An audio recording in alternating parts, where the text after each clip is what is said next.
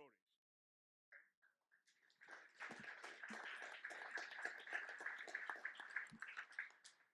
So we're going to open up for questions, but I'm going to ask the first one. Two questions. What about the Tesla shingles that you hear talk about? And also, I hear that it's very difficult to get the Tesla wall, the power wall systems in Michigan. Is that true? And how do you foresee that market evolving?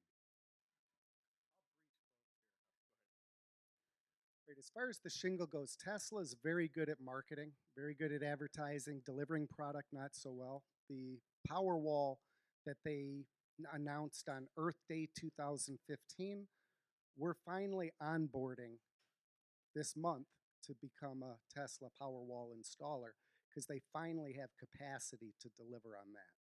So currently we're... Electric is one currently, but Jeremy can't get them, I heard. Yeah, that's the problem. And then there's companies like LG, which happens to have a big facility in Holland here, that actually have a product that has to compete against a product that isn't available. It's a very weird dynamic, but that's the reality. We install a lot of the LG Chem systems, but have yet to install a Tesla system. Yeah, that is 100% true because Tesla is actually launching their product in a very market-driven focused approach, like where the incentives are more, so they can easily deploy the market, right? So Midwest is not in the radar yet, right? So it's mostly like someone presented today, it's East Coast, West Coast, and the Midwest comes later, right? So it's a similar strategy going on. But they're very active even in market like Puerto Rico. They are really deploying bigger systems, not only residential, but at larger systems too. So it's all market driven, but it's coming, you know. So and but there are a lot of choices in the market too, right? But Tesla just being the gigafactory approach that they're taking to drive the efficiency, just because they need it for both the auto industry and the home, right? Home is market is very small. I mean, when you look at it, right, it's not there yet because everybody's off the grid. I mean, on the grid system, so it's not kind of everybody using power every day, right? So it's not like a Puerto Rico here. So you just don't have a market. So that's the reason. Yes. What is the life expectancy both of battery systems and of PV these days? Yeah. Battery, lithium, like I said, lithium is a predominantly the industry standards like 10 years. And actually, I've seen some products that are even going to 20 years, lithium, right? I mean, and then the solar PV is 25 years as a solar panel. Now, actually, that industry is trending to 30 years right now. We have power purchase agreements on a commercial scale for 30-year contracts right now. So once we put up a system, it's out there for 30 years. Does the production carry on at the equal level, or does it start dropping off? They both are the same industry. The production actually derates slightly, a little less than 0.5% a year, and the 25 years is the warranty of the panel. Companies like Solar World had panels that were over 40 years old that were still producing within factory specifications. So we truly don't know how long solar panels will last. And the lithium batteries, towards the end of their age, they just lose the ability to store as much energy. So there's markets like the gentleman has back here with the laptop battery, which is ingenious. There's also markets developing when the electric cars are at their end, the battery is at the end of their life. They can't store enough power to make it worth driving, but it still will store a heck of enough power to back up a home. So there's companies buying those, doing what this gentleman's doing, and it's going to be a market that we're going to be able to tap into shortly. Yeah, actually, that's a great point. In fact, what Mark is doing, we're also doing something similar in a scale. What auto industry is going to do, I think it's going to help us a lot in this sector here. These repurposed batteries are coming into the market. A123, LG Chem, Samsung. I mean, there's so much is coming out, and I think if the price today is 10,000, and I'm hoping the repurpose would be half the price, right? So the industry is still trying to put a dollar value because we are working closely with a group who are really working to make this happen. So I'm hoping it will help all of us if they come up with a model. It's like a plug and play repurposed battery. I think it will help both Mark and I to say, you know what, guys, you don't have to spend 10,000. We can do it for 5,000 for you, right? And I'm hoping a few years from now, that 5,000 drops to 2,500, right? So, but it's coming. One other thing first, the batteries, we're talking about emergency backup, but really countrywide, that is one of the least used applications for batteries.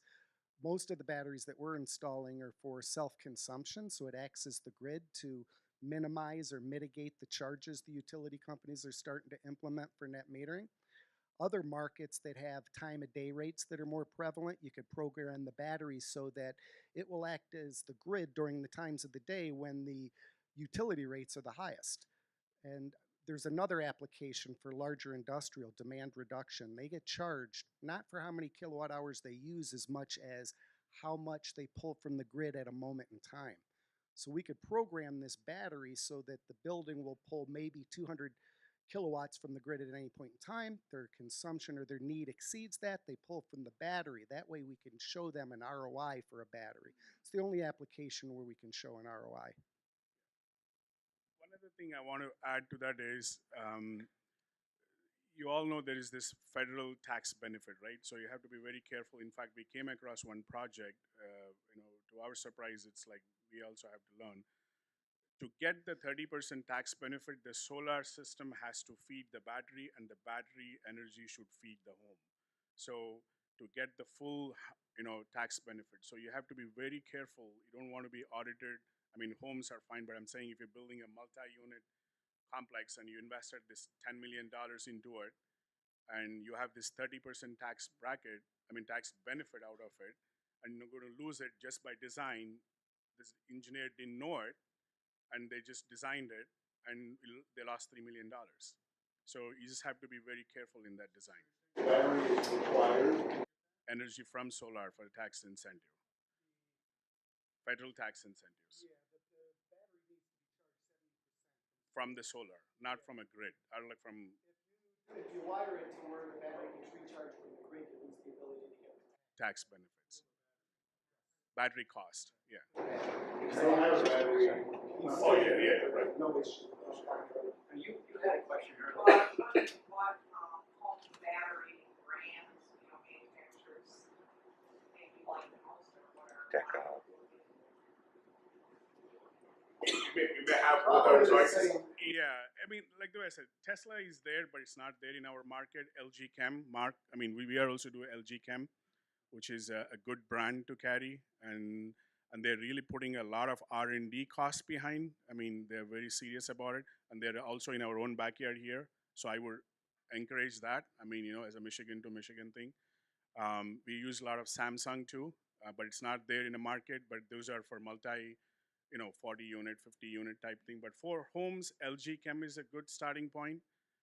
Unless, Mark, you want to add something. No, I agree fully, but it also depends more upon what you want the battery to do.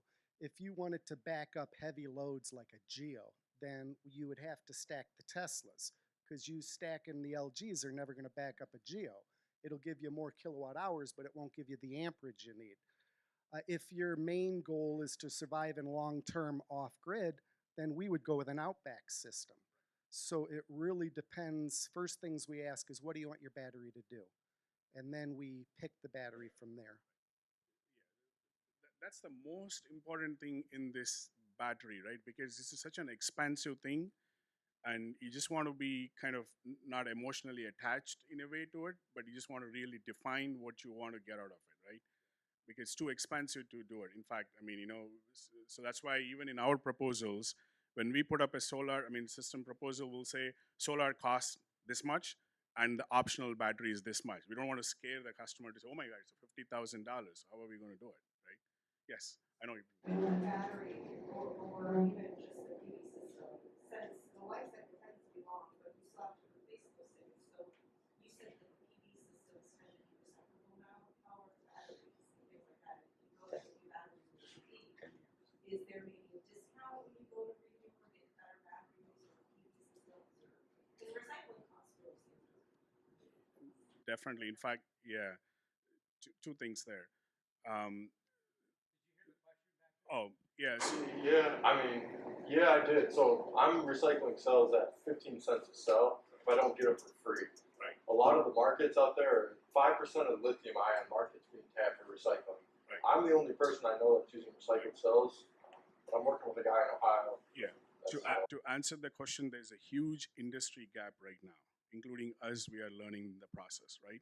When we have those questions to the manufacturer, end of the day, we are responsible to the homeowner these questions, right? So every manufacturer has their own story to it, right? Oh, we're going to take it back. I mean, who is we, right? So things that are there as a gap right now in the industry. So when it comes to the recycling, there's definitely a subject right now. There's no industry standard, oh, you can take the panel and throw it in the garbage. No, it's not like that, right? So we just don't know. But what we say is, at this time, we're going to be working with the manufacturer to figure out what needs to be done for those things. And if there could be a cost too, right? That could be a surprise. I mean, today we're doing a project in Puerto Rico right now. Just to clean up a site on a 5 acres, it's costed $150,000 just to clean up the site of the Maria. So it is expensive, you know. The reason it is expensive is they just don't know what is in those cells for them to say, oh, I'm liable as a recycler to take it. There's only very few recycling centers. If you Google, you'll find one in Arizona, and there's something else somewhere. I mean, you know, so it's Since you guys started in 2007, given from 2007 to now, has it been better? Like, has the change been from 2007? you mean the recycling or the panel efficiency? The recycling. Recycling, I would say, still is a learning right now, right?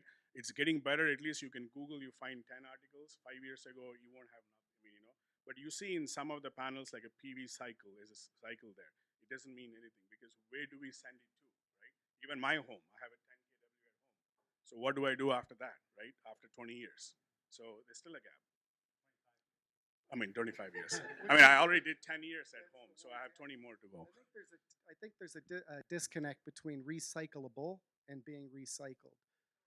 So the solar panels, we don't know because the main bulk of what's been installed domestically have not gone through their life cycle yet. So it's remained to be seen. Actually, if you're really into that subject, I mean, you should research like somewhere around California, Nevada. There are some articles about it because I personally kind of interested in what is the life cycle of these things, right? The same thing I'm doing currently with the lithium. No one has an answer, right? So that's the gap. I mean, that's an honest gap right now. You can't take the Home Depot and say, oh, take my battery, you know? Go ahead right there. I have a quick question. I'm an architect who designs houses, and I have a neighborhood on Lake Michigan with architectural review boards, and I'm fighting with them. They won't allow solar panels on the roof. They won't allow solar shingles. I designed the home passive solar too, and the homeowner bought the property. I mean, it's not facing the road or anything. No one can see the solar panels from their backyard or anything. There's neighborhood committee still saying no. Yeah. And, you know, I'm asking if I've researched it, and there's other there's about 15, 16 states that have laws and legislation allowing homeowners the rights to the sun. Michigan has no laws. Actually, that's John's question.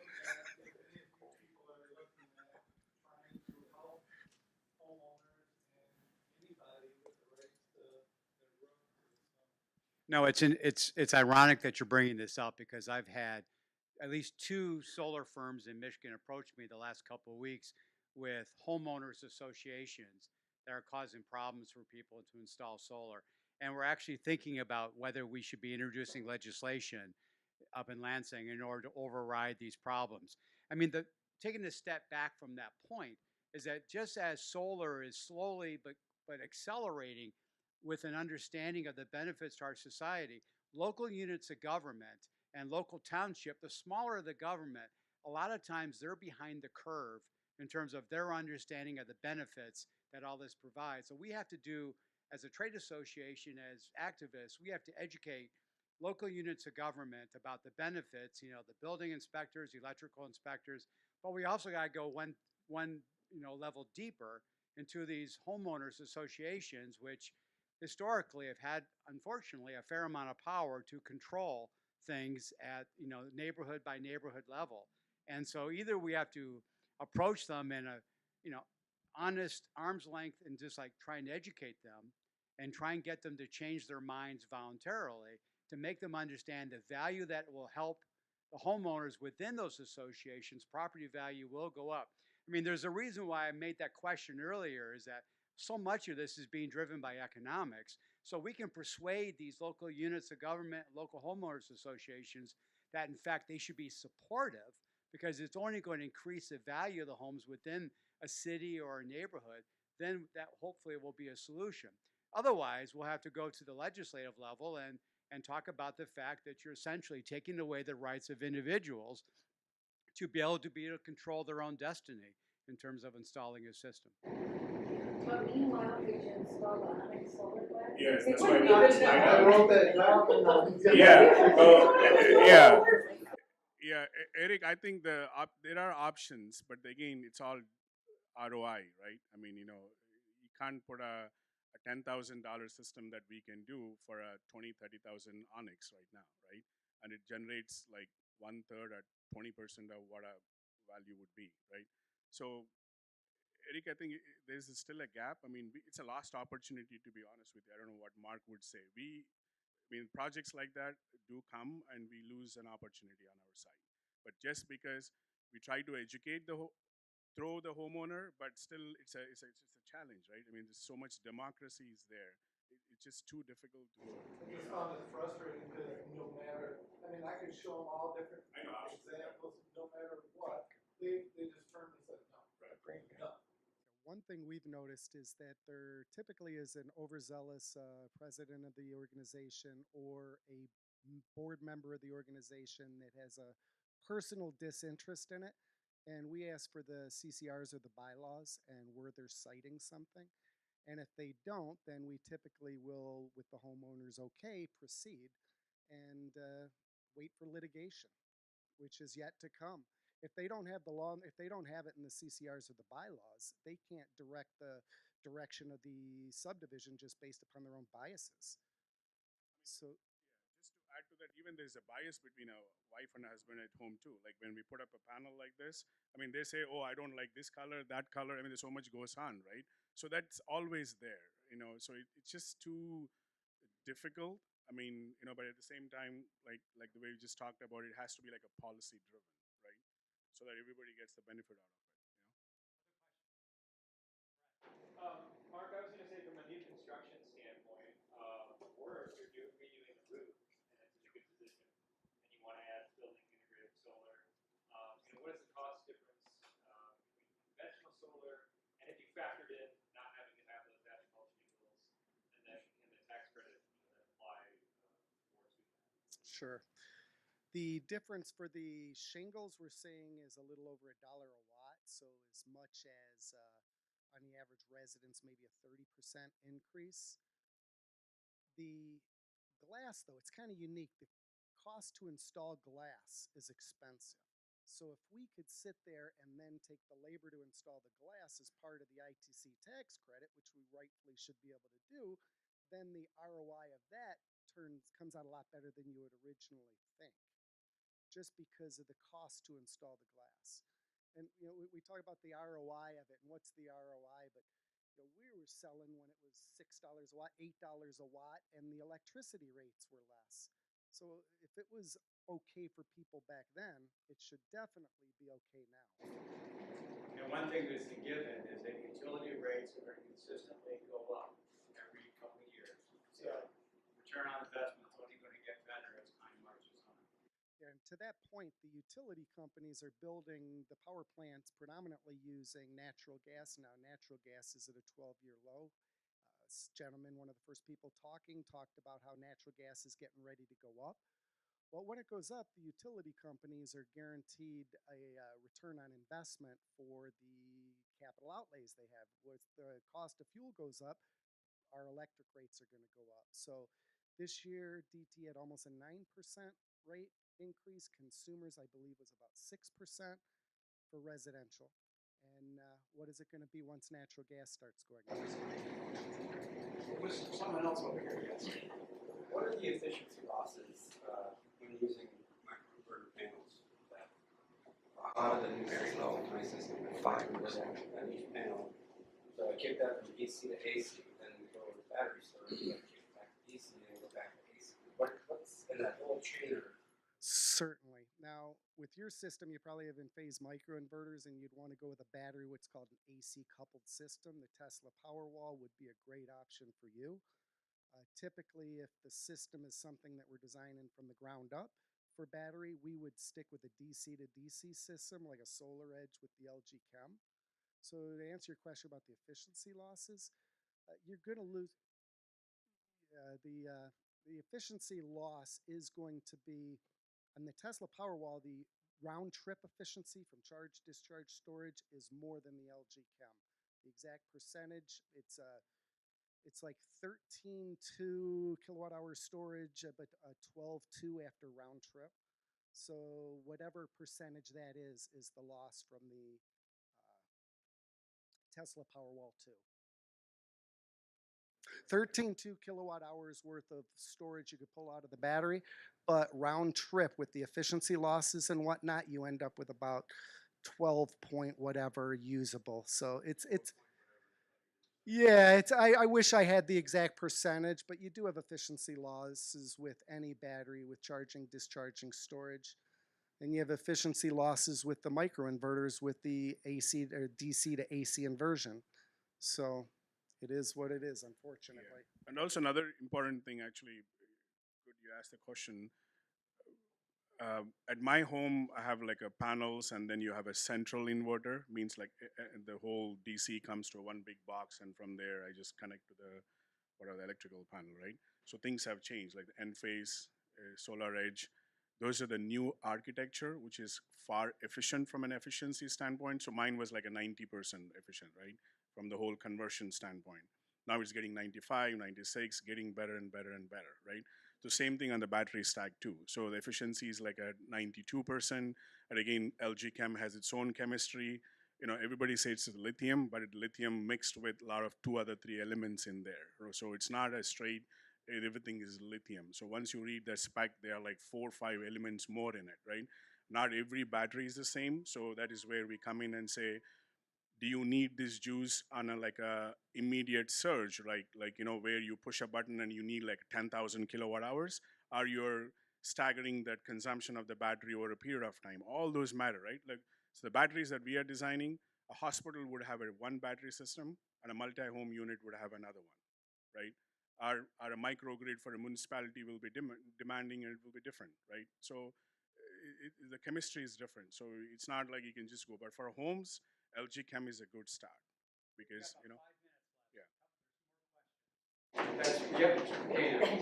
Yeah, just one quick question. Both the the Unisolar and the Dow product were made here in Michigan. I'm curious if you know where the RGS power shingles are made. Are they a state product or are they? Yeah, they're still made by Dow, and actually their national warehousing is in Metro Detroit. So they're shipping all across the country from Metro Detroit. Yeah, same with LG. Their warehouse and warranty facility for the nation is in Metro Detroit. These ground arrays, is anybody lifting those up and creating covered outdoor living spaces? Have you seen that? Is there any reason you wouldn't be able to do it? I'm sorry, what was it about the living space? The ground arrays, is anybody lifting those up higher and creating outdoor covered living space? Yeah, we've done pergolas, and we have done a straight ground array with the 72-inch clearance from grade to the nose of the panel. Besides that, another interesting thing I've seen is there's a company in Indiana they call BEE Solar, BEE Solar. And what they'll do is once they get done the ground mount arrays, they put up the local flowers all around it, and then they subcontract out to or lease the space for beehives. And they put their beehives on the customer's properties, and they sit there and they utilize or have a value-added stream of income for that homeowner or business from the production of the honey. Yeah, I mean, so you can have those integrated solutions, right? I mean, for some of the projects that we came across, actually we did one even in Southfield, right? There's not much room for land. I mean, like when you are in a commercial building like this, you don't have much space, right? So we maximize as much as we can on the roof, and then we use the parking lot. So you can really build a solar carports, right?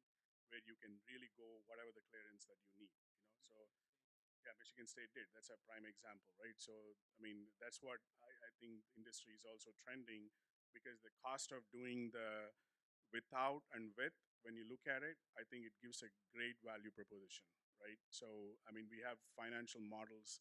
I mean, you know, it doesn't work everywhere, but, you know, it definitely works. Any final questions? Is there any like material loss of efficiency from actually having the panels further from the house? So instead of on the roof, 100 feet away, 50 feet away, at what point is it material? Definitely there's a loss. Maybe you have better metrics. Yeah. There's a gain and a loss. The gain would be the colder the panel is, the more efficient. If it's a ground mount array, it has 360-degree cooling. The winds can keep it cooler. We can face it perfect southern exposure at the angle. You can shovel the snow off of it, brush it off of it. Putting it on the roof, you get the heat from the roof to derate the output. You have to follow the angle of the roof if it's southeast or whatever. But when we put it away from the home, we typically try to put the inverter at the array so that we transmit DC instead or AC instead of DC, because DC voltage drop is way too extreme. So it's another design concern. Once we get above 250 feet from the source of power, then we are concerned about conductor sizes and the value of putting it that far away. Any final